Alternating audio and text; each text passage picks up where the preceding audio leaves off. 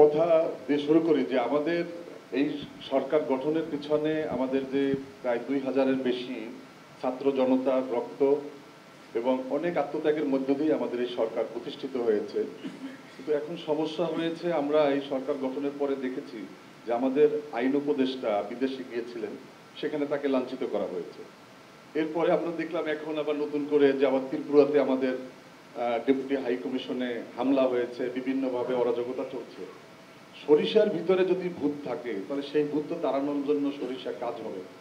এই সরকার গঠনের পরে আমরা দেখেছি যে উপদেষ্টা পরিষদে এবং প্রত্যেকটা জায়গাতে আমরা যদি সচিবালয় ধরি, সেনাবাহিনী ধরি, আমাদের বাইরে যারা মিশনে যারা আছেন, রাষ্ট্রদূত যারা আছেন, তারা সবই হচ্ছে হাসিনার গোলাম। এই গোলামদেরকে স্ব চেয়ারে অবস্থান রেখে আমাদের ওই জায়গাগুলোতে আমি ব্যাপকভাবে এখন আমাদের আমরা সবসময় আমরা আপনার ডাকে বিগত দিনেও ছিলাম, আগামীতেও থাকবো।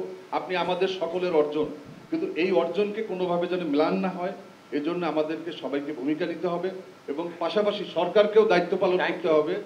এবং আমরা এই মনে করি যে আমাদের ডেকেছেন, এরপরে আমাদের যারা সাংবাদিক সমাজকে আপনি নিয়ে বসবেন, আমাদের যারা আছেন তাদেরকে নিয়ে বসবেন এবং সবাই আমরা একত্রে কাজ করতে চাই।